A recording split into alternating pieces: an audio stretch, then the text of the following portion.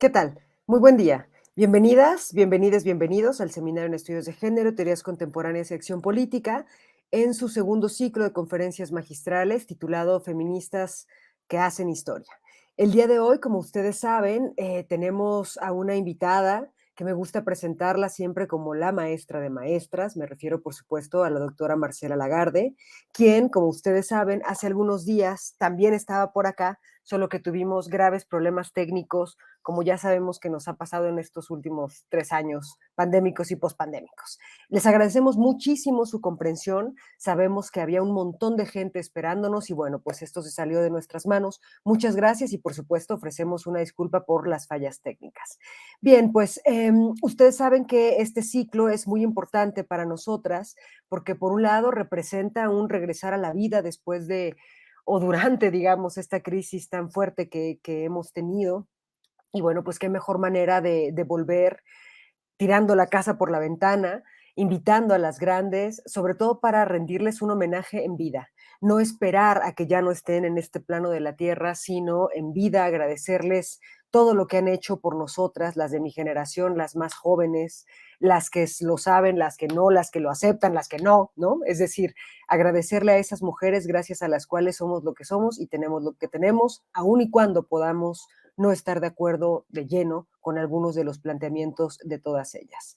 Para mí es un placer, de verdad, que nuestra querida Marcela Lagrande haya aceptado esta invitación, haya aceptado este homenaje y bueno, por supuesto, me voy a permitir leer su semblanza. Ustedes saben que si yo leyera el currículum de la maestra Lagarde, pues las 2 horas de conferencia me las he hecho en la lectura, ¿no? Nos hemos permitido hacer una síntesis que por supuesto ella aprueba y yo insistiría que para mí la mejor manera de presentarla es merecidamente Marcela Lagrande, la maestra de maestras. Bien, Marcela Lagarde es etnóloga por la Escuela Nacional de Antropología e Historia y maestra en antropología por la Universidad Nacional Autónoma de México, esto en 1974. En la ENA, por supuesto, también le rendimos un homenaje en aras de demostrarnos de lo que es capaz esa escuela de hacer personalidades como Marcela Lagarde.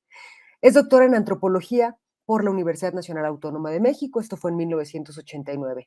Acá en el doctorado, su investigación de grado le premió eh, el premio, perdón, Marcos y Celia Maus y doctora honoris causa por la Universidad Autónoma de Colima. Esto fue en 2017. Cabe mencionar que los honoris causa no paran. Ella ya nos contará cuál es el próximo y bueno, por supuesto, más que merecido. Marcela fue acreedora de la Medalla al Mérito Universitario Belisario Domínguez. Esto fue en la UNAM en 1988. En su labor como científica social, ha realizado diversas investigaciones, las cuales ha vertido en numerosos capítulos, más de un centenar de artículos y su veintena de libros. Entre estos se encuentran, por supuesto, los cautiverios de las mujeres, madres esposas, monjas, putas, presas y locas. Cabe decir que para varias de nosotras es nuestro libro de cabecera, ¿no? Claves feministas para mis socias de la vida. Ese libro también, lo sabemos, es una belleza, ¿no? No había forma de leerlo sin lagrimear, entonces yo les confieso que tenía mi libro y mis Kleenex al lado, ¿no? Otro texto más, Género y Feminismo, Desarrollo Humano y Democracia, infaltable. El feminismo en mi vida, recientemente publicado, por cierto, Hitos, Claves y Topías. Y el último, Claves Feministas para la negociación en el amor. Marcela se ha dedicado a la ciencia, ha implementado sus conocimientos a lo largo de su vida como ciudadana y como legislatora. En el periodo de 2000 a 2003 fundó y presidió la Comisión Especial para dar seguimiento a los feminicidios en la República Mexicana. Más tarde, de 2003 a 2006, fue diputada federal en la 59 legislatura en la Cámara de Diputados y Diputadas. Con otras colegas, fue redactora y promovente de la Ley General de Acceso a las Mujeres a una Vida Libre de Violencia, esto fue en 2007, tanto de leyes locales y federales, del delito de feminicidio del Código Penal Federal y códigos penales de las entidades federativas. Durante su diputación, elaboró y dirigió la investigación diagnóstica sobre violencia feminicida en la República Mexicana, que consta de 14 tomos. Emitió, con Andrea Medina, un peritaje amicus curiae ante la Corte Interamericana de Derechos Humanos por el caso Campo Algodonero. Esto fue en 2009. Ha recibido numerosos premios, menciones, reconocimientos y medallas, entre los cuales se encuentra la medalla Sor Juana Inés de la Cruz, otorgada por la Cámara de Diputados y Diputadas en 2020. Por supuesto, en reconocimiento a su labor en favor de la igualdad y derechos de las mujeres en los ámbitos social, político y académico. Hasta el día de hoy es educadora, investigadora y teórica en epistemología feminista y derechos humanos de las mujeres y las niñas. Es una convencida de la causa feminista por el empoderamiento de las mujeres y las niñas y por la erradicación de la opresión, enajenación, discriminación y daño a personas y comunidades. Como feminista, su opción es libertaria y pacifista, por la vigencia de los derechos humanos y la democracia, ecologista, por el desarrollo humano sustentable y la paz. Esto y más es nuestra querida maestra. Y bueno, pues las dejo con ella. Marcela, muchas gracias. Gracias por aceptar y no sabes qué feliz me hace verte y escucharte. Muchas gracias, Melissa. Pues yo le voy a entrar de una vez al tema para que podamos efectivamente hacer preguntas, comentarios después de mi intervención. Eh, Ahora que escuchaba mi semblanza, mi currículum, con algunas claves de mi trabajo y de mi preparación, reflexiono que yo me he beneficiado de ser siempre parte de pequeños grupos que de pequeños luego pasaron a grandes y luego se transformaron y fueron vanguardistas. He sido parte de muchas vanguardias en México. Por ejemplo, una vanguardia muy clara es la ejercida por la Escuela Nacional de Antropología, mi escuela madre, de la que estoy muy orgullosa y muy conmovida siempre por la capacidad de innovación libertaria, de pensamiento crítico de mi escuela. Y bueno, pues me he apoyado en eso, me tocó vivir eso y ser parte de quienes contribuimos a que la ENA sea una vanguardia, pero luego me pasó lo mismo en la UNAM, en la Universidad Autónoma de Puebla. He sido fundadora de muchos espacios académicos feministas, pero si yo hubiera querido yo sola hacer todo eso, hubiera sido imposible. Pudimos hacer todo eso porque nos asociamos, nos juntamos y actuamos políticamente para hacer esa crítica política, fuera académica o fuera laboral o fuera universitaria en general, lo que fuera, o de todo lo otro que pasó en medio siglo en México de manera tan interesante y compleja. Entonces, para que se entienda que no es la persona la que hace sola esas maravillas, sino que vamos haciendo instituciones, vamos creando instancias, normas, leyes, incluso constitucionales, ¿no? He sido parte de ese gran movimiento de medio siglo por dotar a nuestra constitución de los derechos humanos de las personas y finalmente ya están incorporados así con ese nombre. Y bueno, esto lo explico porque si no parece que son una serie de pasos que da esa persona y no lo vemos como parte de un proceso cultural y político de primer orden. Sí, he sido pionera incluso en la historiografía feminista. Escuchamos tantas veces, leemos que se considera a algunas feministas como de las que abrieron espacios. Y abrir espacios implica romper aquello que obstaculiza o aquello que es lo enajenado para poder construir la innovación, la alternativa que plasma, desde luego, también contradicciones posibles, pero que vamos mirando avanzar. Y con eso quiero decir, para que lo piense cada una de ustedes, primero el nombre de mi papel, de mi conferencia, que fue nombrar el mundo en feminista. Este título tiene su historia. Años atrás yo leía otra académica que tiene un libro que se llama Nombrar el mundo en femenino.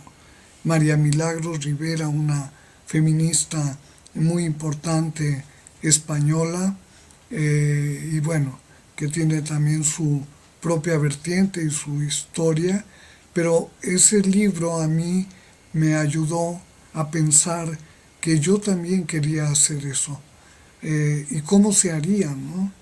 Y para eso tenía mi formación de antropóloga, afortunadamente de etnóloga, en que una de las claves de la investigación antropológica, etnológica, es que seamos capaces de comunicar, de transmitir, de aprender la cultura alterna, la cultura de otros, de otras, para poder comunicarla, aprovechar de ella lo aprovechable y seguir adelante habiendo mejorado la propia visión del mundo. Entonces, por eso tiene ese título, pero yo titulé esta conferencia Nombrar el mundo en feminista. Ya no puse en femenino, porque no es lo que yo quería. Yo no quería desde algún estereotipo femenino nombrar en femenino. Me parece que no es eso lo que yo he querido siempre, sino he querido entender, comprender, pensar en los términos de, ayudar a descifrar, mirar lo oculto y hacer todo esto, pero mi posición es en feminista. Y por ahí en alguna ocasión la Librería de Mujeres de Madrid hizo unas camisetas que decían yo hablo en lengua feminista, que fue una frase que dije en una conferencia y luego se volvió famosísima en el movimiento y todo el mundo traía sus camisetas en aquella ocasión.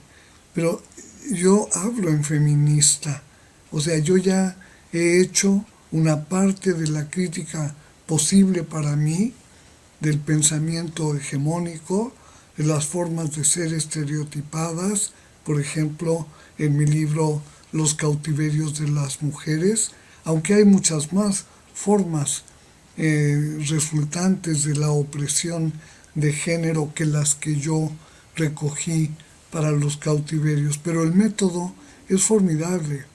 Hay una epistemología, es decir, yo debí construir instrumentos, recursos analíticos para pensar las esferas del mundo, de la sociedad, de la cultura, en las que nos desenvolvemos las mujeres y los hombres en relación, y especificar de qué se trata eso. Y bueno, pero eso ya lo pude hacer porque me doté de lecturas importantísimas y conferencias y debates y foros sobre ideologías, sobre política, desde una perspectiva feminista. Aprendí feminismo y hay que saber que el feminismo hay que aprenderlo porque hay que conocer su historia. Y eso solo se hace así, estudiándolo, investigando, ir elaborando los avances de acuerdo con los objetivos que cada historiadora o que cada feminista en su búsqueda personal releva. Y bueno, eso es en parte. Y yo ya lo que hoy traigo aquí a colación es esta parte del método que uso mucho personalmente para mí, pero también para los cursos y los talleres. Un objetivo importantísimo de los cursos, talleres, formaciones que hacemos para mí tienen que ver con capacitarnos para transformar el mundo en sentido feminista, formarnos, tener argumentos, desarrollar protocolos, mecanismos. Todo esto se puede hacer si una se va apropiando del pensamiento feminista, ese que dice Melissa de las grandes. Yo siempre empiezo por las clásicas.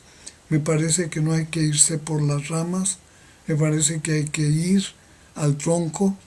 Incluso le llamo un gran árbol al libro Segundo Sexo de Simone de Beauvoir, como un simbólico intelectual y político del siglo XX-XXI que tenemos, que es parte de este bagaje cultural del feminismo. Y bueno, todas las personas tenemos ideas sobre las cosas, tenemos criterio, analizamos el pensamiento que tenemos enfrente, con quién dialogamos y vamos aclarándonos para aclararle a las otras personas que viajen con nosotras en esta búsqueda epistemológica sobre los aportes del feminismo a la vida y a la vida social por épocas, por regiones, por lugares del mundo. Y todas las personas, las común y corrientes que no son especialistas en esto, vemos el mundo de acuerdo con concepciones filosóficas, ideológicas, sociales, de acuerdo con la mentalidad que hemos ido asumiendo, cincelando, que ha sido resultado de nuestra reflexión y nuestra acción en el mundo. Es notable en las feministas mirar cómo todas usan ese método que luego Simone de Beauvoir llamó la regresividad, que es enfrentarse a las ideas políticas en torno a las mujeres, en torno a la cultura, la sociedad, donde se da la opresión de las mujeres y esa mentalidad analizarla en clave feminista. Es notable, decía yo, como muchas autoras revisan dos cosas. Una, la materia que están trabajando, problemas agrarios, el cambio climático y las mujeres, el mercado global, lo que ustedes quieran, y nos nutrimos de lo que se ha producido, publicado, investigado, como también pensamiento de vanguardia.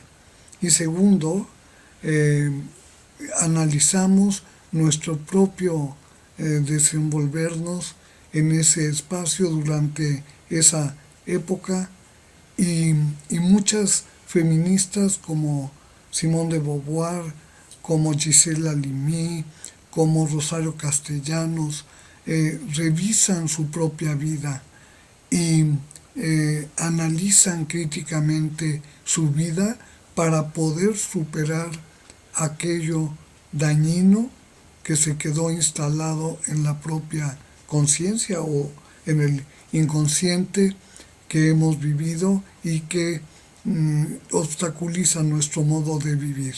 Entonces, Simone de Beauvoir escribió las memorias de una joven que era ella, formal le puso, porque ese era el nombre que le daban en su estamento social a las jóvenes, y lo que se esperaba de ellas, que fueran formales, formalitas.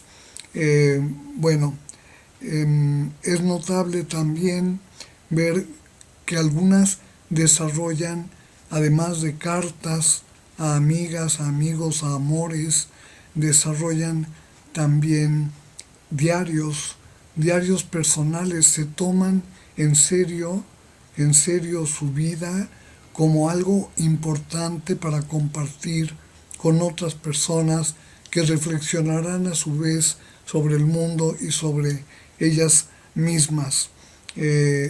Haciendo esta relectura en los diarios, se, bueno, hacen verdaderos procesos de elaboración mental de su experiencia. Es fundamental hacer eso. Las feministas tenemos que tener las condiciones para hacer esa reflexión, para hacer ese análisis, esa inmersión en nuestra propia vida, para poder hacerlo apropiándonos de todo aquello que nos ayuda a vivir.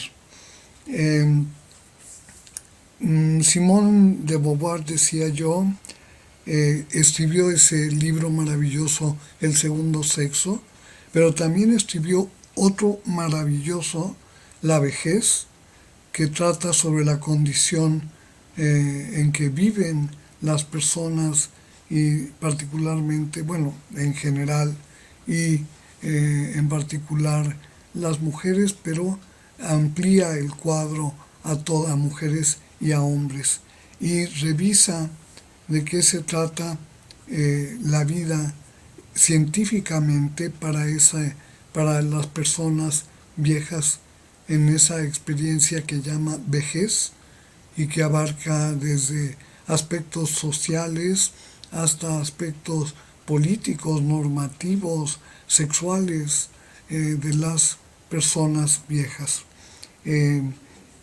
Estudió Simone de Beauvoir ese segundo sexo, y también hizo su propia literatura. Ella fue escritora, escribió libros, novelas, cuentos, algunos excepcionales, maravillosos, como ese alarido de la mujer rota, que por cierto, biográficamente hay un paralelismo entre esa mujer rota y la mujer rota en el tranvía de Frida Kahlo, que también se pinta, ya no se escribe, se pinta y va dejando huellas de su biografía. Todos estos procesos son autobiográficos, y hay que, de acuerdo con la facilidad de cada una, incursionar en ellos para comprender.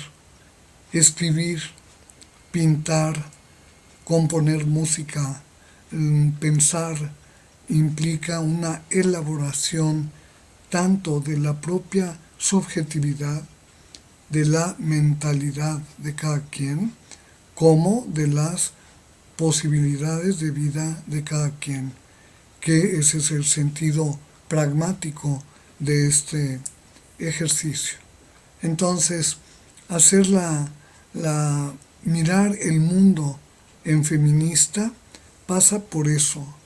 Esa es la epistemología, apropiarnos de los conocimientos producidos por la vanguardia, y a partir de eso ir desmontando lo que el orden simbólico tiene de nocivo para nosotras, para otros grupos, para las mujeres todas, y avanzar de manera creativa, como haciendo, esculpiendo nuestra propia posibilidad de conciencia y del mundo.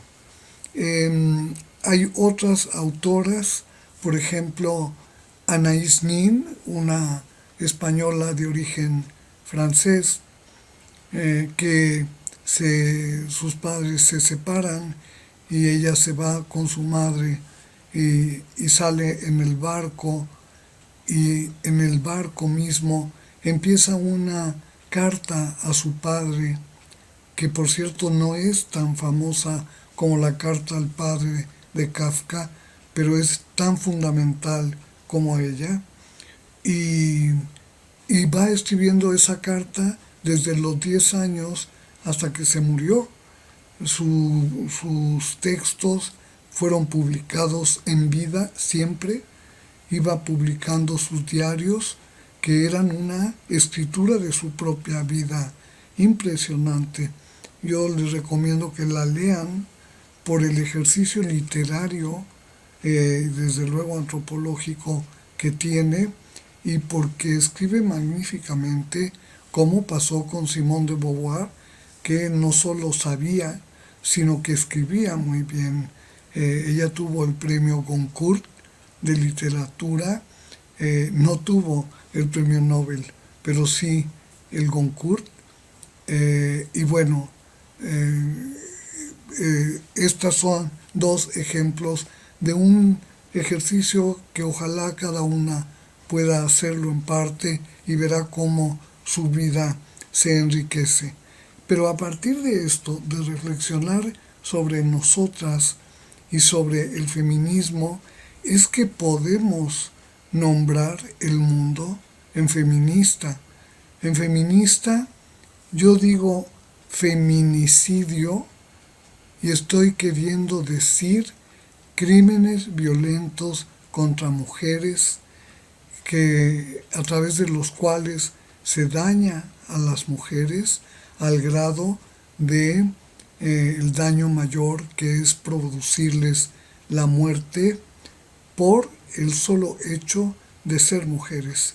Ese concepto es una categoría analítica, no puede ser usada fuera de su contexto lingüístico, sino que corresponde a un discurso, a una teoría y a una serie de supuestos teóricos.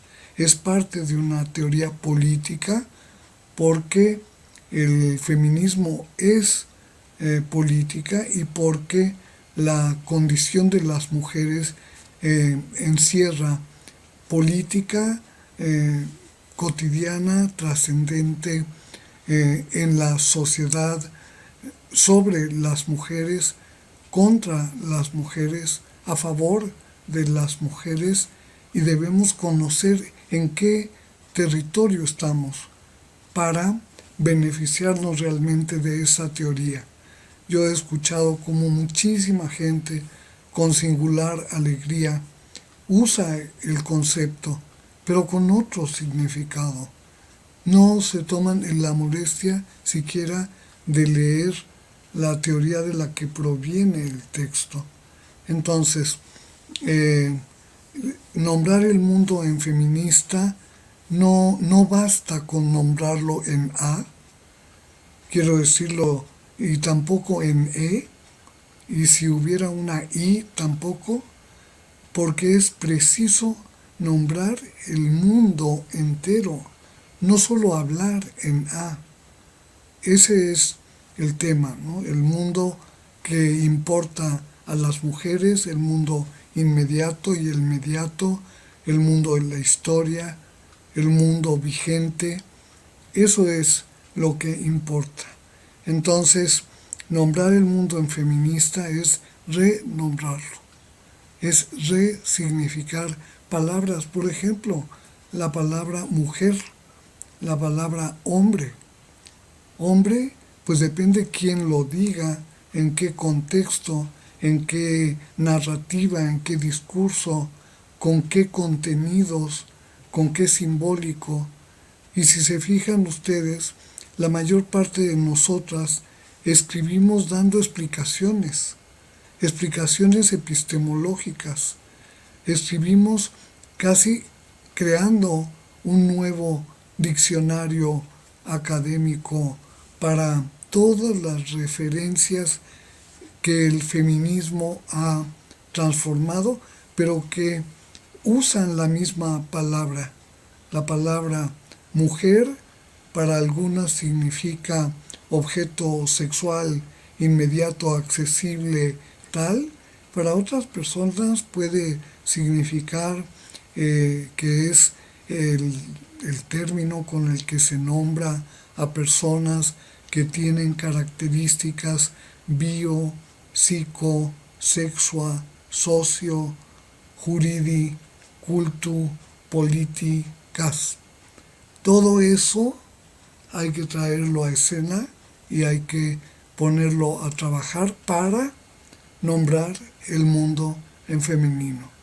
Y que la gente sepa que cuando una feminista dice mujer, está diciendo mujer, en feminista, de acuerdo con, y yo empecé esta intervención citando a dos feministas, a Simone de Beauvoir, porque para mí, si hubiera que salvar el pensamiento de alguna, de un naufragio, de un incendio, o salvarlo simplemente por el gusto de tenerlo para leerlo, o para explorarlo, o para hacer teatro, ahí están esas mujeres que pueden ser referencia.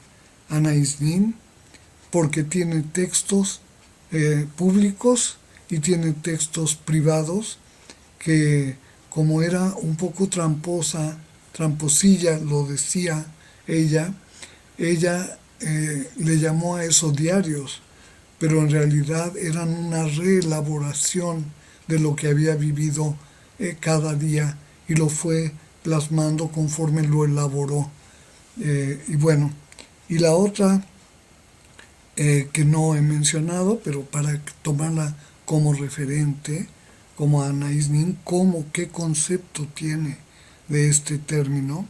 Está también, la recomiendo muchísimo, Rosario Castellanos, la gran Rosario Castellanos. Tiene un libro de sus poesías selectas que se llama Poesía No Eres Tú, dialogando con un poeta, le dice, poesía no eres tú. Y ella tampoco quería ser mirada así. Rosario Castellanos, que después de la matanza del 2 de octubre dijo que esta crisis terminará cuando la justicia se siente entre nosotros. Y también planteó recordemos, no olvidemos. El memorial debe estar ahí. Y bueno, tiene novelas, cuentos entrañables, tiene su tesis doctoral sobre cultura femenina y ella hace ahí el análisis y la crítica de lo femenino.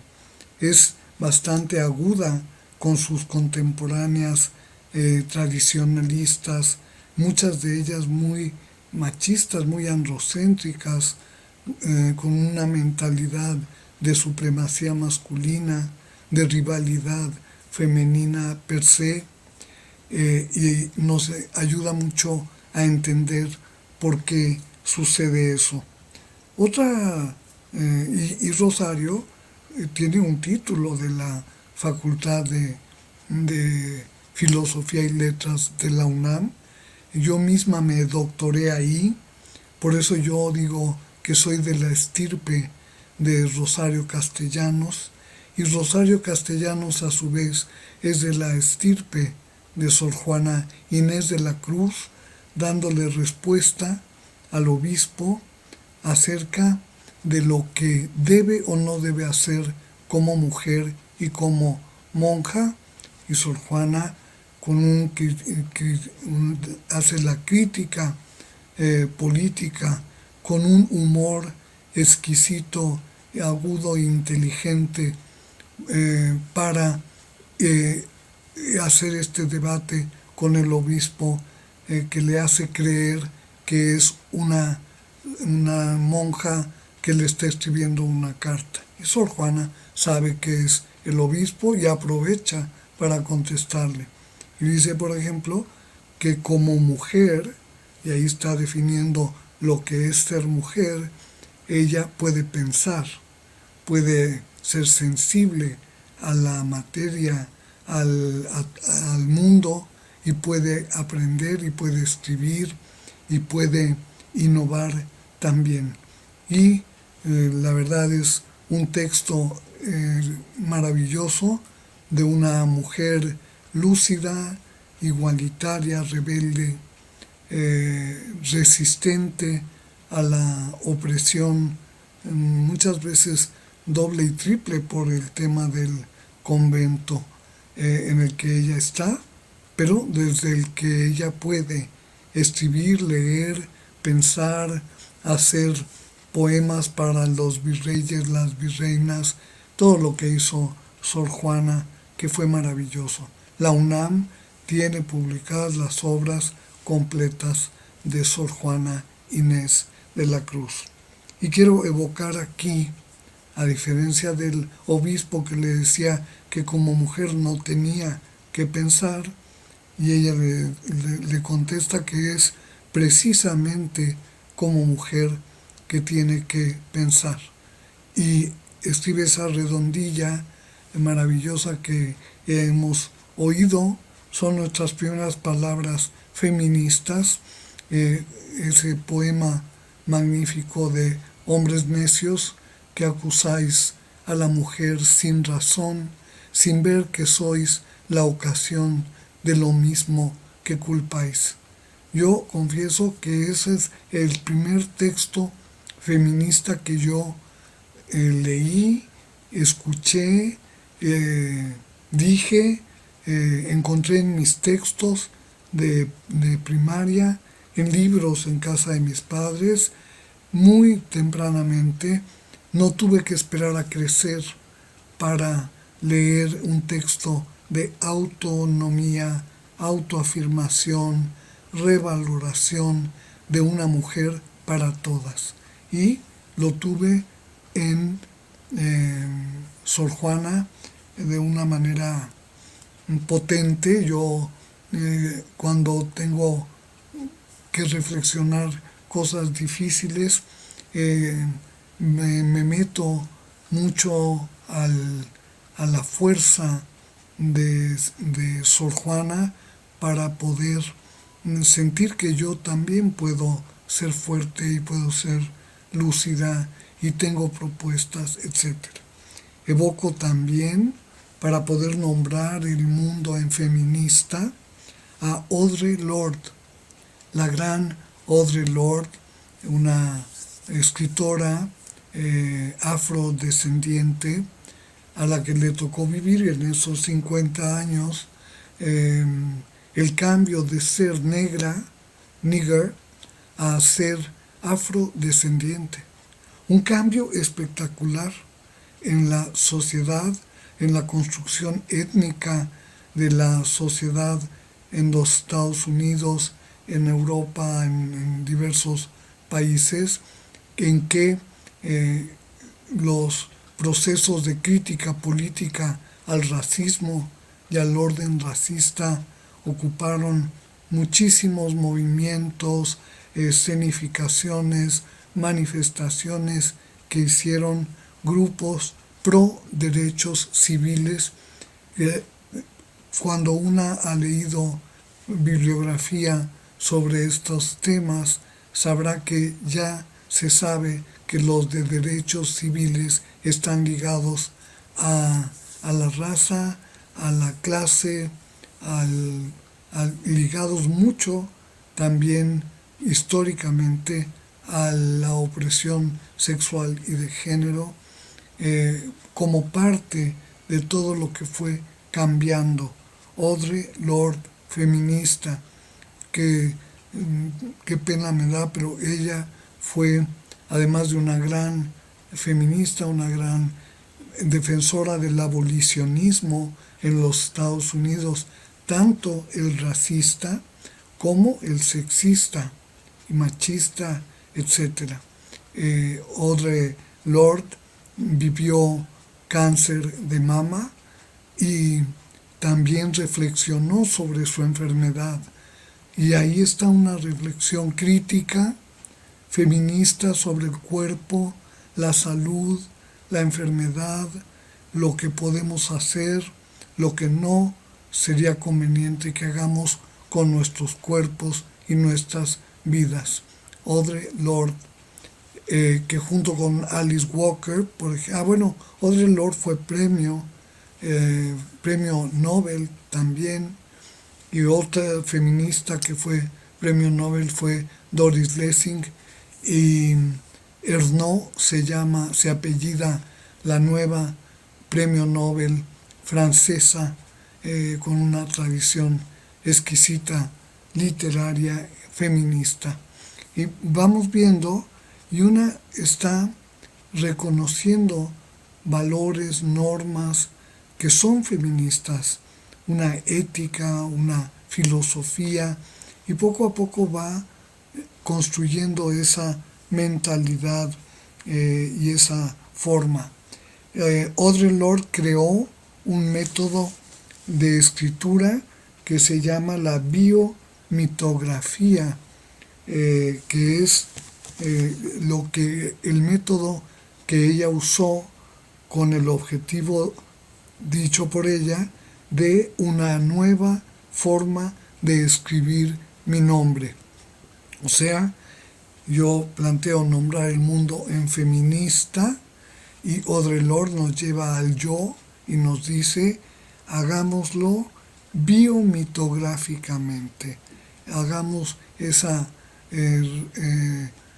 registro de nuestras creencias, de nuestros prejuicios, de todo aquello que constituye nuestra subjetividad para poder escribir en feminista. También, además de leer, se puede encontrar feminismo en textos, en obras, en alegatos, en leyes, en teorías, aportes de hombres feministas al feminismo, es cierto, pero hay que ser efectivamente coherentes y asumir eso con quienes son verdaderamente feministas, porque si no, con manejar 2 o 3 conceptos o hablar en A, se cree que ya se está en feminista. No es así. Requerimos esa estrecha relación entre autobiografía y conciencia crítica, autoestima y empoderamiento. Para eso es nombrar el mundo en feminista, evocar lo propio, el pasado de nuestra biografía, incluso el presente, como puede ser en este momento de pandemia, que no todavía es de post-pandemia, por favor. Melissa, todavía estamos en medio de la pandemia, no necesariamente con una rigidez de precauciones enorme y otras cosas, pero todavía estamos en pandemia. Bueno, y decir todavía o no, de todos modos, en pandemia ha habido muchísimo sufrimiento, mucho dolor, pérdidas, carencias, daños, pérdida de futuro, del sentido de la vida, angustias terribles vividas por las personas, dolores, pero también duelos que realizar. Y nosotras, afortunadamente, en este país, también en otros países, tenemos maneras muy propias, diría como etnógrafa, de evocar, de recordar a los muertos, de estar cerca de su recuerdo, de nutrirnos de su experiencia, de quererlos si los queremos querer, de hacer lo que tengamos que hacer con cada quien. Y eso es parte de este método que hemos ido procesando con estas autoras que yo les estoy proponiendo. Entonces, evocar lo propio, si fue doloroso, porque hubo sucesos diversos que marcaron, es posible que el dolor, el sufrimiento desaparezcan. Hay sufrimiento cuando hay impotencia. Hay sufrimiento cuando no se puede enfrentar el problema, la pérdida o la necesidad. Pero sobre todo hay sufrimiento cuando se acumula una, otra carencia, otra impotencia, como digo, en los cautiverios, y eso genera que esté ese dolor vivo, como dice Pedro Páramo cuando va a buscar a su padre y escribe que es un rencor vivo. Es un ejemplo literario de, en 3 palabras, decir todo, ser un rencor vivo. Y seremos un rencor vivo si no procesamos nuestras vidas desde la óptica feminista, para entender, para no aceptar, para criticar, para eliminar del recuerdo incluso lo posible y o para nutrirnos de aquello que nos fortalece hasta el empoderamiento. Es decir, cuando los nuevos poderes que no son opresivos, que son poderes vitales, pueden experimentarse, podemos experimentarlos cada una porque hemos fortalecido nuestra autoestima con nuestro empoderamiento. Y desde luego todo eso, dotarnos de una maravillosa conciencia crítica que nos permite también el goce y el disfrute y los placeres diversos del conocimiento, de la literatura, de la fotografía, de cualquier recurso que tengamos a mano. Yo siempre propongo la escritura porque me encanta escribir, pero y pienso que yo acabo de pensar al escribir. Cuando estoy escribiendo no tengo resuelto lo que voy a decir hasta que lo digo, lo escribo, lo corrijo y queda. Y bueno, nombrando el mundo en feminista, me ha tocado a mí la dicha de sintetizar estas corrientes intelectuales del feminismo y escribir sobre ello, nombrar fenómenos. Los cautiverios fueron para nombrar las opresiones, el oprobio, todas estas expresiones de dominación que yo incluí en ese concepto de cautiverio. Los cautiverios de las mujeres son una teoría política de la opresión de la mujer y de las mujeres. Y desde luego a mí me han permitido comprender siempre la vida como política, y la vida como política para ser libre, y la vida como política para ser, gozar, disfrutar el mundo. Comprender la historia ayuda para nombrar el mundo en feminista, y en México y en otros países tendríamos que acudir a las obras iniciales para leerlas, empaparnos de ese feminismo, como por ejemplo en México el del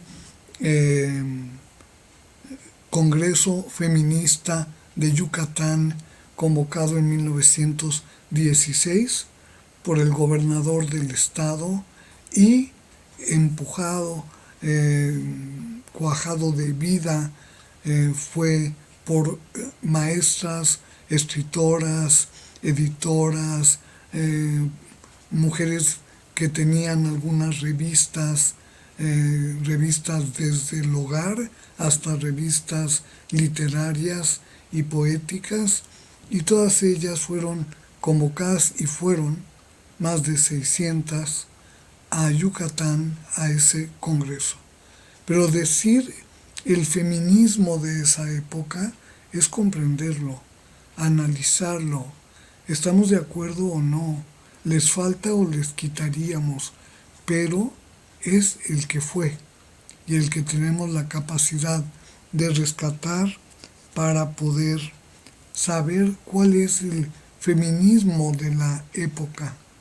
Nuestra época, por ejemplo, que estaba muy marcada como feministas por el movimiento feminista global, esa es su característica, es local, súper local, pero al mismo tiempo es nacional, regional, es así está en el mundo global, que es una construcción territorial del mundo de acuerdo con lo que abarca, y lo global abarca todo el mundo, y tenemos que nombrar lo que pasaba. Y lo que pasaba hace un año, 2 años, eran millones de mujeres en las calles, en Bogotá, en Puerto Rico, bueno, en San José, en Chile, en México, en Estados Unidos, en Europa, en Canadá, en África, en Asia, eh, mujeres nuevas, muchas jóvenes que van a hacer su primera vez y hay que registrárselas.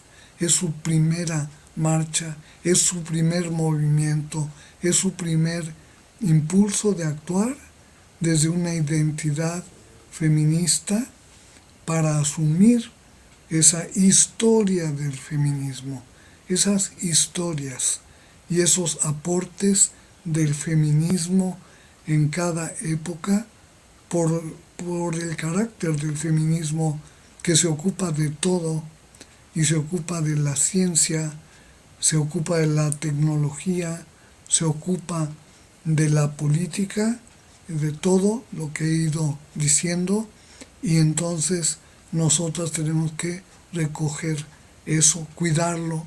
Es un legado que tenemos de otras mujeres de otros tiempos y de las contemporáneas. ¿De quiénes somos contemporáneas? Yo he medido lo contemporáneo con la modernidad. Nuestra experiencia histórica está marcada por la modernidad.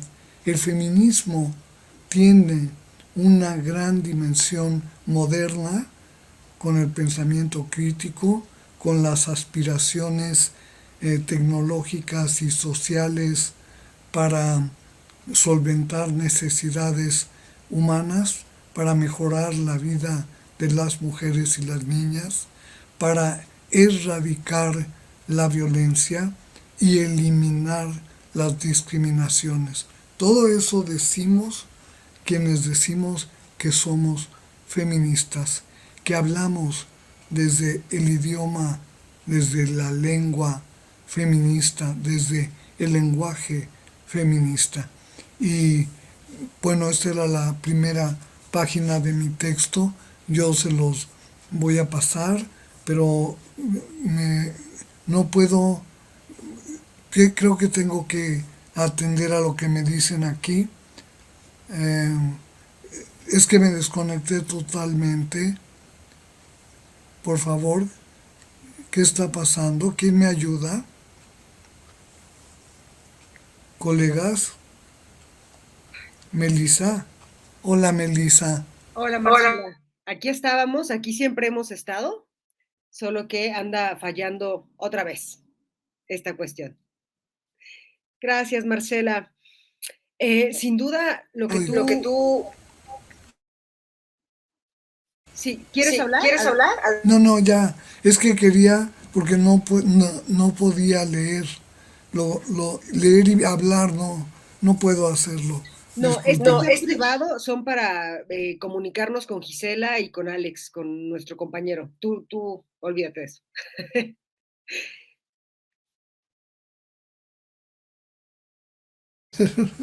Bueno, dime. Gracias, Marcela. Sin duda, lo que planteas nos vibra y nos simbra, pues, ¿no? De pronto, efectivamente, el trabajo de ustedes, de las grandes, de las antecesoras, feminista, en aras de lo que pasa con todos los grandes movimientos que rompen estructuras de opresión, ¿no? La institución los capitaliza y entonces ahora hablar de género y de perspectiva de género, pues ya es como un checklist para que no pase nada, ¿no? Y de pronto ha perdido fuerza la politización, que justo desde ahí es que emanan las propuestas que ustedes nos han dejado, ¿no? Me parece importantísimo efectivamente pensar, hablar feminista y no solo femenino, porque creo que también ahí está un poco este brazo pues de la institucionalización que hasta cierto punto y en gran medida de pronto puede hasta desvirtuar el foco de los movimientos sociales. Quiero darle acá también el micrófono y presentar, por supuesto, a Gisela Muciño. Ella forma parte de Topías, grupo de formación feminista La Guardiana, porque precisamente en esta dinámica que realizamos sobre qué le preguntarías a Marcela Lagarde, Gisela te va a plantear esas preguntas, pero yo me voy a quedar con la parte más bonita, que es leerte los comentarios que te deja tu audiencia. Es un deleite escuchar a una gran referente feminista, Marcela Lagarde. Gracias por tanto. Gracias, mujer, por enseñarnos a hacer. Gracias, Marcela, gracias. Más que preguntas, siempre será para mí un agradecimiento. Muchas gracias. Y ahora sí, Gisela, las preguntas. Ay, bueno, ya, yo ya soy así. Gracias. Me sumo a las gracias de que existan las feministas como nuestra querida maestra. Bueno, no sé por dónde ni cómo empezar, porque parece que es un tema que nos lleva y nos trae y que tú nos has dado luz morada, Marcela, con el tema de la sororidad. Yo he estado en un par de espacios con otras colegas y bueno, y en el chat que tenemos de nuestro grupo Cassandra, también antier, han hablado de este tema, del tema de la violencia que nos generamos entre mujeres, ¿no? Y tú lo tienes muy bien estudiado, Marcela, y cuando digo que nos has dado luz morada, nos has convocado a este pacto de la sororidad, también nos has convocado a despatriarcalizarnos. De hecho, hay un buen trabalenguas de la que se despatriarcalice será una buena despatriarcalizadora. Ah, lo logré. Inclusive nos lo convocaste en la conferencia que nos diste en el INE. Y bueno, estoy mencionando esto porque las preguntas que nos han hecho llegar son, ¿qué hacemos con las mujeres misóginas? ¿Cómo ser sororas si hay mujeres violentas con otras mujeres? Y yo sumaría que cada vez que yo escucho, y lo escucho seguido en cualquier lugar, es que si una funcionaria comete un error, hay un descarnamiento exagerado por cometido ese error, y no la vemos como una funcionaria que tiene que cumplir un cargo, ¿no? Con funciones, sino le colgamos más cosas. Hay estos señalamientos de a las mujeres nos gusta que nos peguen, porque si no dejaría al hombre. El otro bueno, ¿qué más que decir? Una vez más los cautiverios, cómo nos asignan como putas locas, histéricas. Entonces, todo este encarnamiento que nos vamos diciendo unas a otras, ¿no? El pacto patriarcal de cómo nos ha enseñado a las mujeres a estar no en sororidad, sino justo del lado del patriarcado. Entonces, bueno, hasta aquí dejo las dos preguntas y quería sumar esto de qué ha implicado el descarnamiento cuando una mujer señala a otra mujer desde cualquier lugar que sea, o en el ámbito laboral, o en el ámbito académico, en las marchas, ¿no? En todo. Voy contestando. Ya no sé qué me preguntó al principio. Okay. ¿Qué hacen las mujeres violentas? ¿Qué hacemos mujeres misóginas? ¿Qué hacemos con las mujeres qué? Que son misóginas. Que son misóginas, sí. lo que estamos haciendo ahorita, esto es un ejemplo. Yo estoy trabajando con 4 misóginas que veo y el resto que están por ahí y las que están en la red y las otras que están en mi casa, en el club, en la facultad, en la oficina gubernamental, en la fiscalía de delitos. O sea, yo como feminista, crítica, ya sé que en las mentalidades que he mencionado varias veces está incluida la misoginia. Somos misóginas, claro que sí, y tenemos periodos de la vida más misóginos o menos misóginos, pero nosotras como feministas tenemos una voluntad, y eso es lo importante, la voluntad de darnos cuenta cuán misóginas somos, en qué, con quién, por qué, porque eso es lo que cuesta más trabajo ver, cuesta más trabajo ver lo propio, cada una a lo mejor en otras dice, ay mira, qué misógina ella, o esta no es solidaria con las compañeras, o bueno, entonces hago esto, la autoconciencia como autoconocimiento con diversas metodologías. Ahorita estoy usando esta de transmitirles la metodología con todas sus fases, con todos sus términos. Aquí está, por ejemplo, la enemistad de género. Dice, fíjate, estoy leyendo algo que preguntaste y pongo, la genealogía fortalece la estima, porque es el método que les voy a proponer ahora, que hagan su genealogía. Es una manera de hacernos cargo de la misoginia. La genealogía implica reconocimiento y Nancy Fraser, muchas autoras han planteado la importancia del reconocimiento mutuo entre nosotras. Y bueno, hacer el ejercicio de a quién incluirías en una genealogía, bueno, es un reconocimiento mayor que quita misoginia. Cada paso a favor de la identificación positiva, de la valoración positiva de las mujeres, es un paso para eliminar la misoginia. Y bueno, ¿qué hacemos también? Conocer la vida de las otras para entender de qué se trata, qué viven, qué piensan, cómo miran el mundo, con qué han sido asertivas, porque hay mucha asertividad en torno a cambios positivos en mujeres. También hay enemistad. Y aquí digo que, de acuerdo con mi maestra de la vida, fíjense cómo hablo de ella, mi maestra de la vida, Franca Basaglia, a la que quiero tanto, de acuerdo con ella, las mujeres somos enemistosas por una construcción patriarcal de nuestra subjetividad que conduce a generar enemistad entre nosotras, y es la orfandad de género. Esta orfandad es muy compleja. Como orfandad duele, puede haber sufrimiento, hay carencia, hay falta de todo aquello que se aprende con quien nos cría, quien nos cuida, quien nos protege.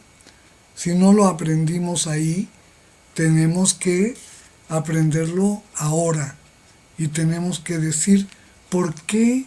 ¿Dónde está mi orfandad?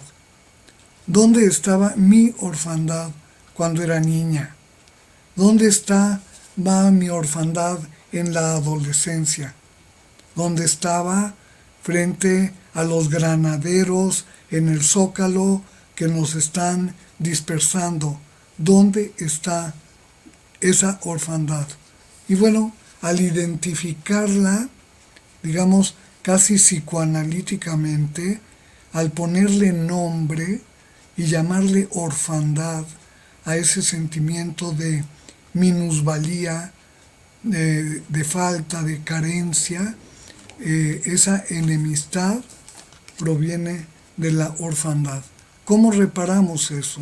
Reparando. El feminismo es reparador. Vamos reparando los estragos del patriarcado y otras formas de dominación en nuestras vidas.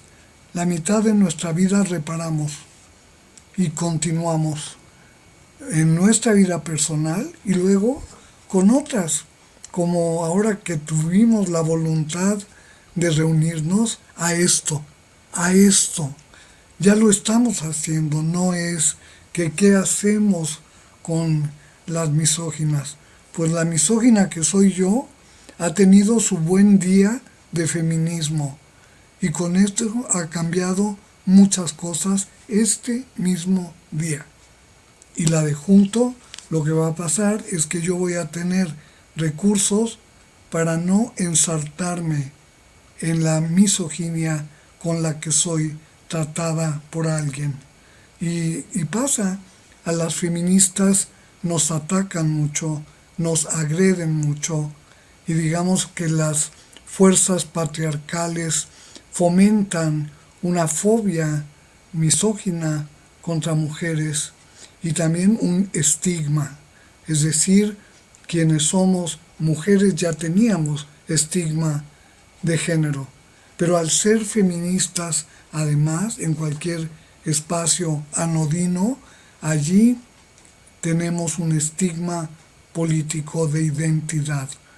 Y tenemos que manejarlo y desmontarlo, valorando nosotras, creando valores nuevos, formas, ritos, mitos de agradecimiento, de asunción, de no permitir que prevalezca una visión negativa sobre las mujeres y las niñas, y tampoco sobre el feminismo, que válgame, tendríamos que enorgullecernos del feminismo. Y entonces, ¿qué hago? Aquí, ahorita, yo estoy procesando esa parte del orgullo, estoy trabajando la autoestima de género feminista, y cada vez que no permito que alguien, por títulos nobiliarios que se ponga, me ataca, no lo voy a permitir. Y no voy siquiera a dirigir la palabra. No entro a debates donde hay enemistad. No lo hago. Voy por el mundo sembrando un idioma sin violencia. Eso es toda una postura política, y es una postura que me ha costado, y al feminismo le ha costado muchísimo, años, penas, sufrimientos, hallazgos magníficos, nuevos placeres, disfrutes, pero todo eso es de lo que se trata también. ¿Qué hacemos? Primero veámonos a nosotras y dejemos de culpar a otras. Sor Juana se los dijo a los hombres: hombres necios, que culpáis. El centro del poema es la culpa. Tenemos que trabajar las culpas, tenemos que trabajar los miedos. Ahora en pandemia proliferan los miedos de todo tipo, y claro que sí, nuestras defensas subjetivas están frágiles, nuestra condición social y personal de cada quien en el confinamiento ha dejado mella.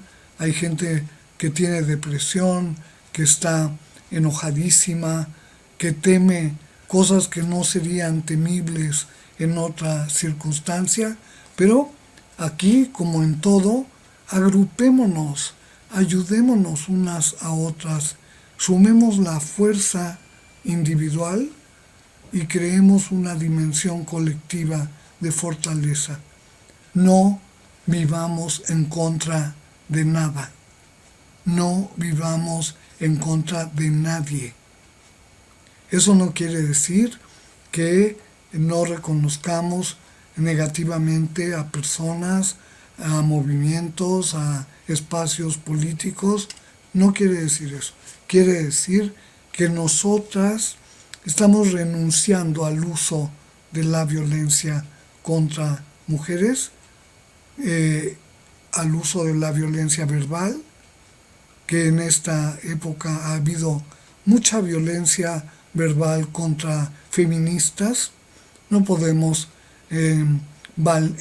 apoyar visiones que están sembrando fobia contra las feministas y no podemos permitir que desvirtúen al feminismo como si cualquiera pudiera llegar al espacio feminista y ya ser feminista. No es así.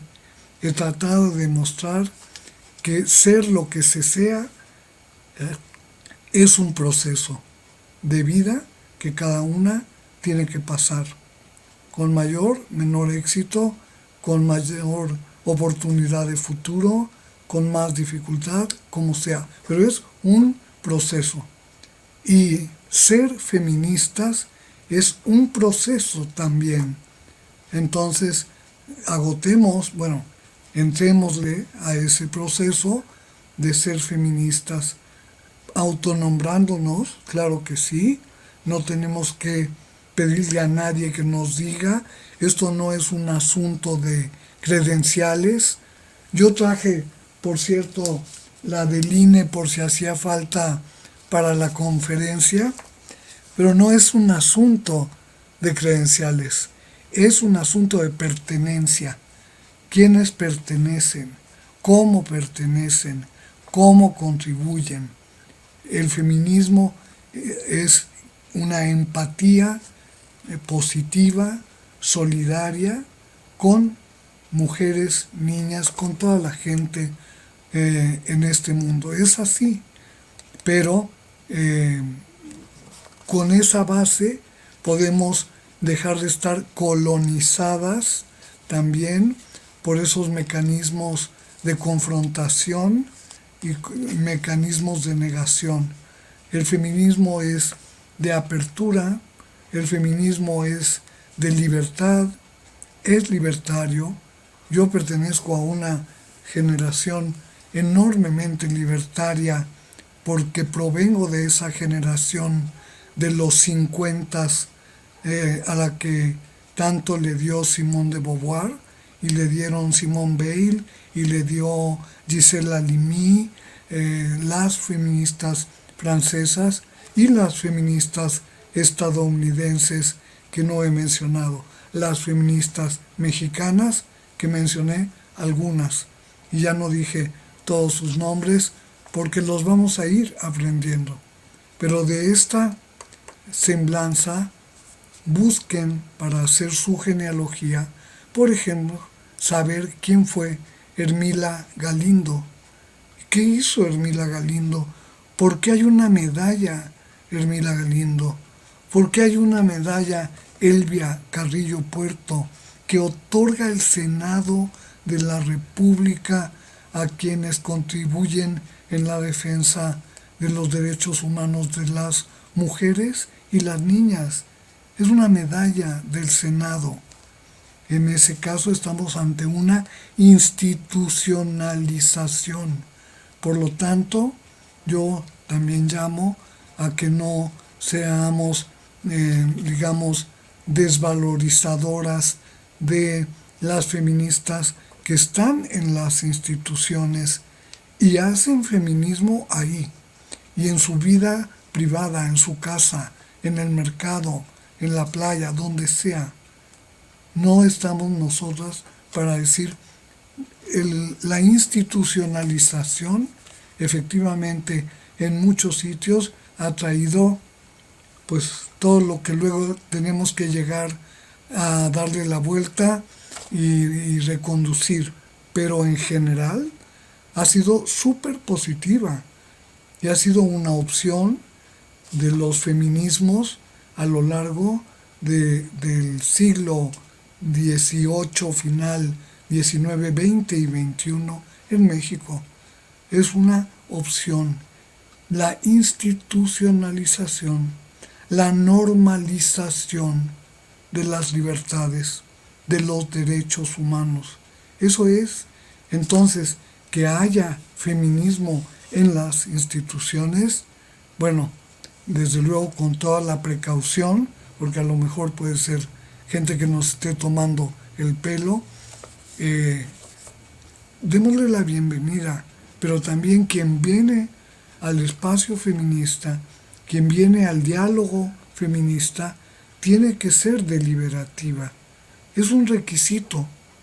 Yo me preguntaba por qué Elvia Carrillo Puerto y sus queridas secuaces pusieron el requisito de que quienes se inscribieran al Congreso Feminista de Yucatán supiesen leer y escribir.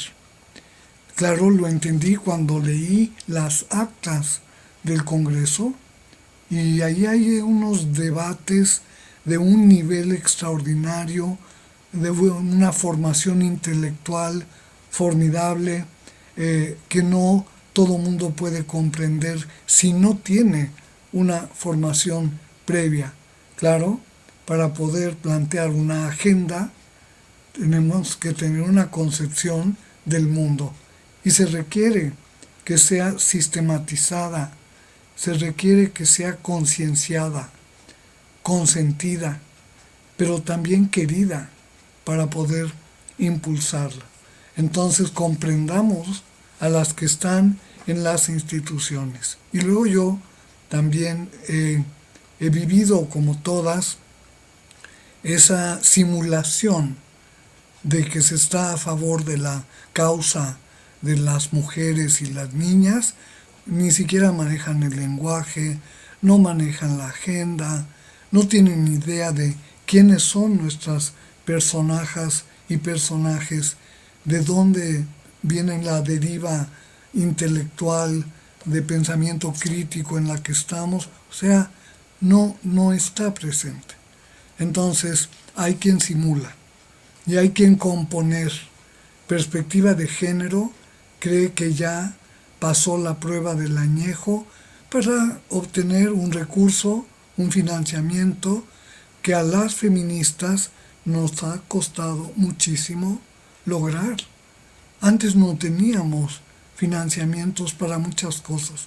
Por ejemplo, no había, cosa que me emociona ahora que hay, no había el presupuesto para agendar, para presupuestar la menstruación digna para las niñas y las adolescentes y todas las mujeres, para que cada una tenga una conciencia sexual, una educación sexual y para que cada una tenga su kit, sus toallas sanitarias, sus tampons, sus condones, su té de cobre.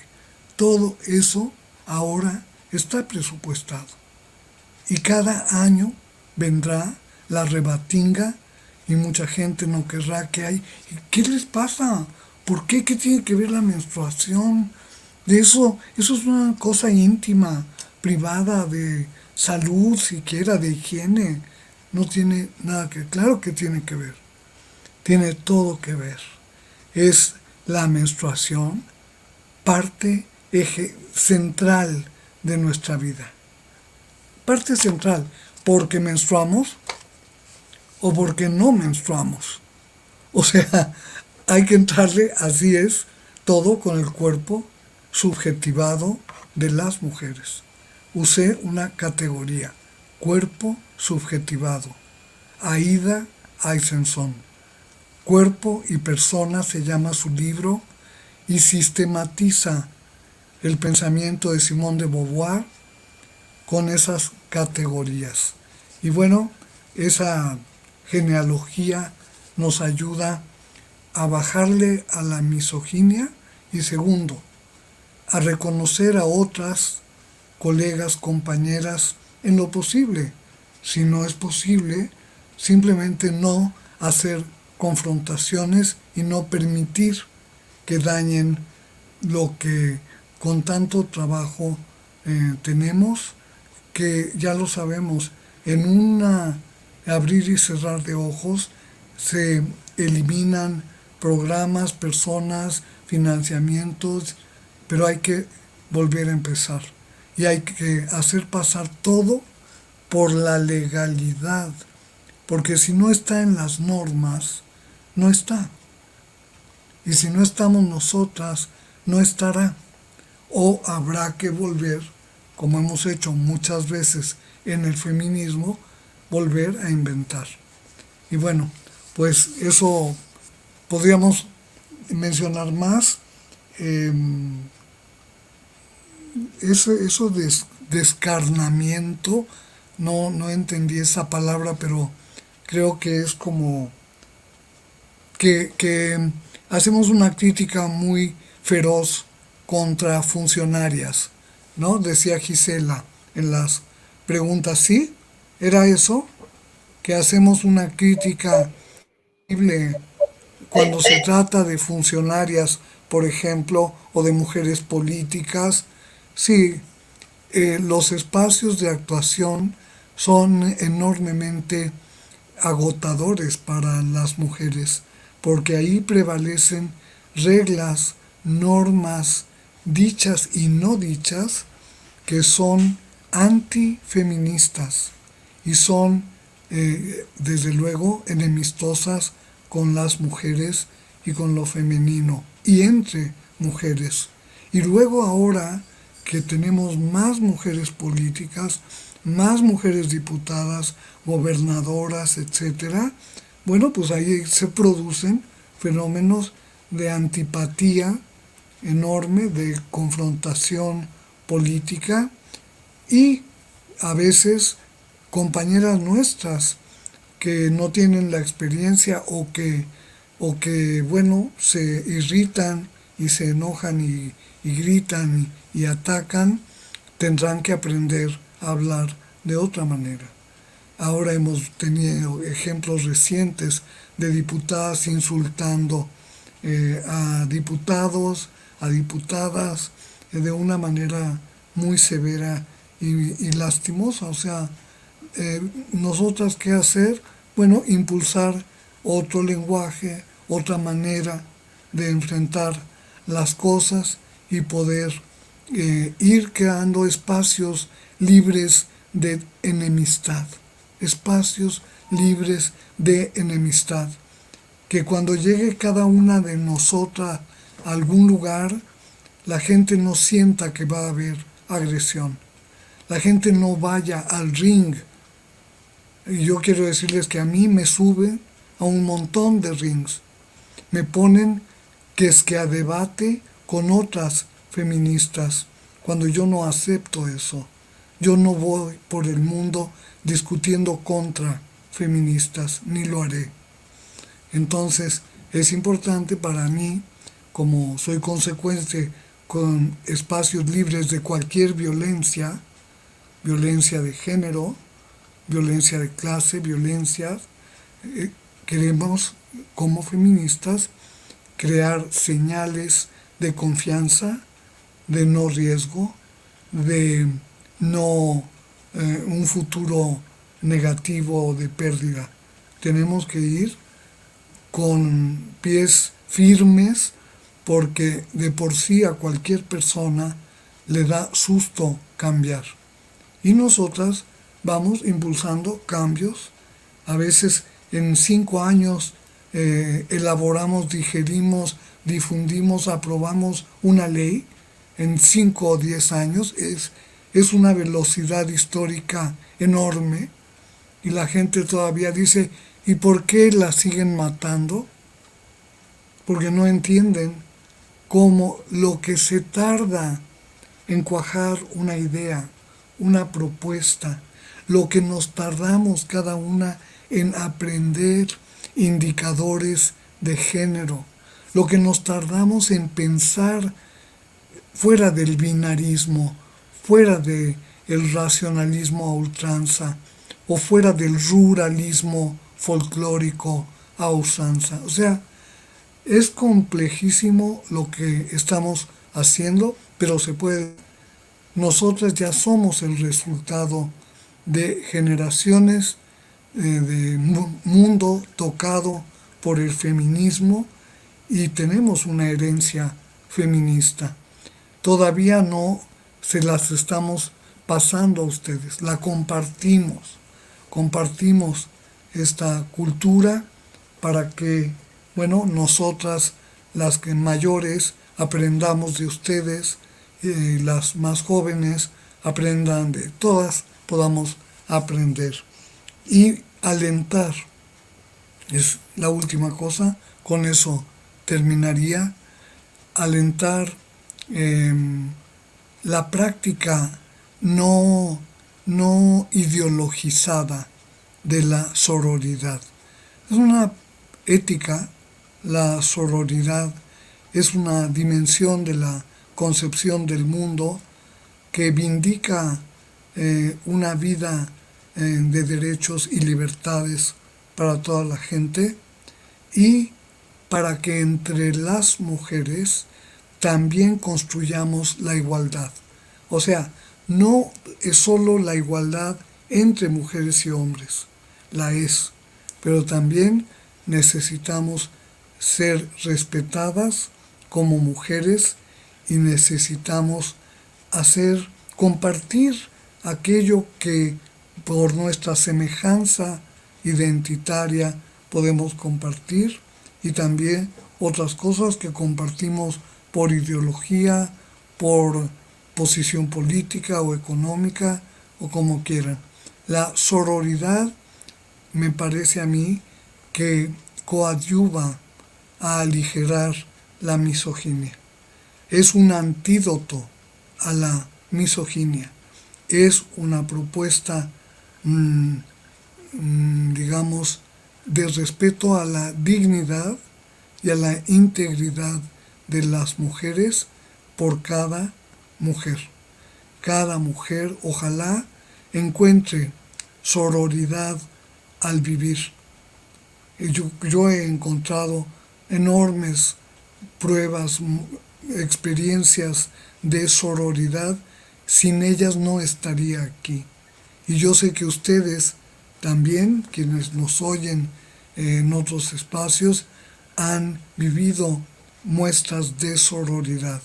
Aquí con Gisela y las sincréticas en los talleres Cassandra, hacemos el ejercicio de reflexionar sobre hechos de sororidad o hechos de falta de solidaridad de las mujeres en alguna circunstancia.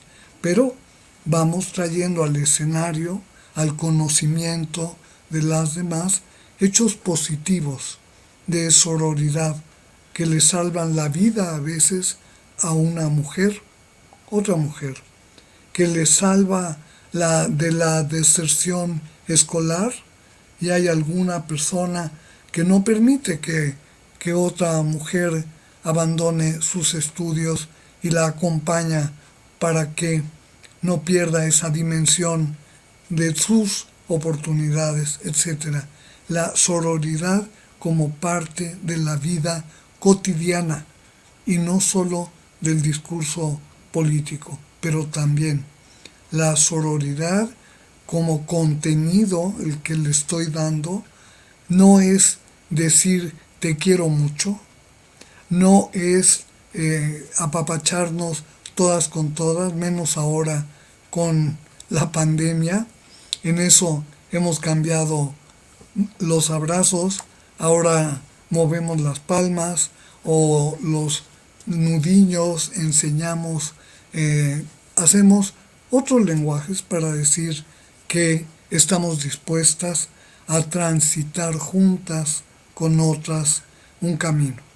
Pero para eso se requiere un pacto. Y el pacto es que esa declaración es entre nosotras. Y hay que definir quiénes somos nosotras. No otras, nosotras.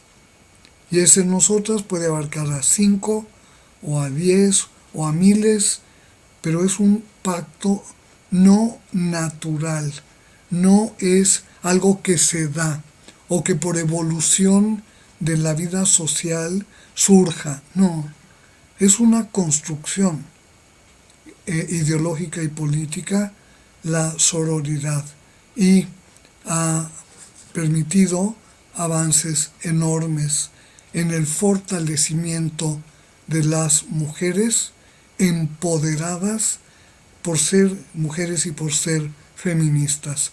Y bueno, por poder actuar con otras colegas, y si no queremos actuar con otras colegas, no lo hagamos. Pero despojémonos de bombardearlas, dejemos actitudes agresivas, hostiles, discriminadoras, estigmatizantes contra compañeras. Eso sí, por eso digo que la sororidad es una ética. Y bueno, para eso hay, ojalá que podamos recoger, que cada una pueda hacer un cuadernillo con su historia de vida, con su otro cuadernillo modo de vivir, cómo vive, qué hace, quién es y qué hace en este mundo, qué mundo le tocó vivir, diría Cristina Pacheco, la gran periodista, en qué mundo les toca vivir. Y vivir todo esto, la conciencia feminista, la deconstrucción de procesos, la innovación enorme, la posibilidad de reconocer cuán sincréticas somos. Y con esa palabra quiero terminar. Es otro concepto que yo como antropóloga uso en la antropología y me lo traigo aquí al campo de la antropología feminista y lo aplico. Sincretismo quiere decir mezcla, quiere decir combinación, quiere decir revoltura. Sincretismo quiere decir que las cosas que se mezclan son de cierta forma, ya que se mezclaron, cambian y ya no se puede reconocer del todo en el producto final al producto inicial. Eso nos pasa, ese sincretismo lo vivimos, es un sincretismo en esto que estamos viendo ahora de género. O sea, somos sincréticas. Históricamente, todas las mujeres del mundo mundial, todas tenemos algo de tradicionales de género, de acuerdo con el mundo en el que vive cada quien. Hay un tradicionalismo de género que a veces una no reconoce, no ve, niega, oculta o que le cuesta mucho en la vida lidiar con eso. Entonces, somos todas nosotras tradicionales y a veces tradicionalistas, a veces de aspectos positivos que hemos logrado y qué maravilla que pudiéramos transformar en modo de vida al feminismo para que se vuelva un modo de vida, una costumbre, usos y costumbres, para que podamos pensar feminista, sentir feminista, avisorar la utopía de manera feminista y construir las topías de manera feminista. Entonces, todas somos sincréticas porque además de ser tradicionales, somos modernas. Generaciones enteras durante estos siglos han sido las pioneras de muchas cosas, las inventoras de mundo, las que transformaron, las que se atrevieron, las que pudieron hacer algo. Sincretismo como modernas y muchas además somos postmodernas porque hacemos todos los días la crítica a la parte opresiva de la modernidad, pero reclamamos a la modernidad que se instale en serio en la modernidad. la modernidad como horizonte cultural, con sus ejes e indicadores, que quede, que vaya quedando instalada conforme vivimos. Y bueno, esto es parte fundamental de las genealogías. No, perdón que no vi. Bueno, No, no te preocupes tú por nosotras, Marcela. sí Muchas contesté gracias. lo de sororidad, ¿no? Contesté eso, Sí, ¿verdad? Bueno, muy bien. Gracias, Marcela. Sin duda, escucharte siempre nos hace reflexionar. Quienes ya tenemos, digamos, el placer y el honor de conocer tu trabajo desde antes, nos hace recordar incluso, o al menos así me pasa, los diferentes momentos en los que he acudido a ti, ¿no? Cuando tengo determinado problema en la vida, entonces recurro a diferentes momentos también de Marcela, de esa Marcela que empieza, se mantiene, sigue y hasta ahora, ¿no? También es importante enaltecer eso, tu pensamiento y tu acción también ha ido creciendo junto contigo, sin lugar a dudas.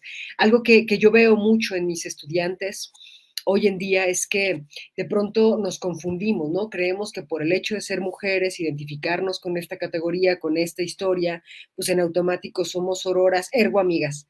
Y no, no, sostendremos discrepancias, tendremos posturas distintas, nos agarraremos del chongo, ¿no? Pero una cosa es eso, porque somos seres humanas, como bien también nos lo has dicho, y otra cosa es hacer algo para afectar a otras mujeres, ¿no? Aún las mujeres que me caen mal, aún las mujeres que me han hecho daño, ¿no? Gracias, Marcela, siempre es rico volver a ti, aprender de ti y repasarnos a través también de tus pensamientos y acciones feministas. Gisela, adelante. ay, muchas gracias a las dos. Melissa, qué bueno que nos encontramos y nos seguiremos encontrando. Y bueno, maestra, ¿qué más? Que yo sigo apuntando desde hace muchos años, cada vez que te escucho, que te leo y me sumo a lo que dice Melissa. Cuando uno se pierde, va al librero feminista y sacas claves para la autoestima, claves para la negociación en el amor, cautiverios, el feminismo en mi vida, desarrollo humano, ¿no? Y un montón de apuntes que constantemente nos vuelves o preguntarte a ti, Marcela, así de una mañana de, es que Marcela, estoy perdida con esto. Y bueno, pues agradecer mucho, querida doctora, maestra Marcela, que existes como ya todas las otras colegas agradecieron. Agradezco a ustedes, pero algo en lo que no saben que están involucradas, pero sí saben, en que esta trabazón de las máquinas me haya pasado con ustedes y no con otras personas que no tengo confianza, porque estar con ustedes me daba tranquilidad y pude serenarme y ver y componer las cosas. Entonces, ese es el empoderamiento. No quiere decir que voy a salir a la calle diciendo que soy lo máximo, nada que ver, pero pude enfrentar un problema para mí muy delicado, que es con la comunicación, y yo como confinada en muchas cosas dependo de la comunicación para todo, para vivir. Ahora está allí continuamente. Entonces, muchas gracias a Alex. Y bueno, no sé si había alguien más. Si no, gracias Gisela por oírme tantas veces y no aburrirte. Muchísimas gracias. Encantada de esto y bueno, con mucho gusto regresaré cada vez que me convoquen. Me encanta pertenecer a su experiencia en lo que podemos compartir. Muchas gracias, Marcela. Pues acá Gisela y yo felices de seguirte convocando para todo y pues no nos aburrimos, nunca nos aburriremos. Pues Pues muchas muchas gracias. gracias. Una cosa, les puedo proponer, no sé si se pueda, asistir, que me van a dar un doctorado honoris causa en Tarragona, cerquita de Barcelona. Ya me llegó la toga y el birrete. No tienen una idea. Y bueno, ya estoy por terminar mi escrito. Y bueno, si quisieran, me daría gusto que por Zoom, lo que vaya a hacer, me acompañen. Ahí estaremos, Marcela. Y ya que nos invitas, hagamos una invitación extensa. ¿Qué día? ¿Dónde lo vemos? No lo vemos con Gisela, o no sé si ahora o en otro momento, que ya hayamos entendido qué vamos a hacer, porque todavía no nos hemos puesto a organizar cómo invitar, ¿no? Hemos hecho una lista, más o menos, pero falta mucho, ¿no? Bueno, pues era esa invitación. Sí, Gracias. va a ser en diciembre, el 12 de diciembre, nuestra guadalupana. Y efectivamente lo que dice la doctora, falta que nos organicemos porque la universidad sí ya nos pidió un directorio donde la universidad les va a hacer llegar, tú estás incluida, Melissa, en este directorio y falta que la doctora y yo nos pongamos de acuerdo del lado de nosotras cómo vamos a hacer esta invitación y el seguimiento. Pero bueno, Nos seguro, quedamos convocadas. exacto. El 12 de diciembre seguro. Y cuenten con, bueno, nuestra presencia está de más, ¿no? Pero cuenten también con que vamos a hacer una extensa invitación a todo el público del Seminario en Estudios de Género que, pues obviamente te adora, Marcela, y me sumo, ¿no? En mi calidad de tener ese placer de coordinar. Pues Bueno, gracias, Gisela. Muchas gracias, maestra Marcela Lagrande. Y bueno, pues por acá nos estaremos viendo. Gracias a quienes nos acompañaron. Muchas gracias también por la paciencia de nuestra primera falla técnica y nuestra segunda falla técnica, pero bueno, lo logramos. Lo logramos. Muchísimas gracias y pues muy buenas tardes, días o noches, donde sea que estemos. Chao.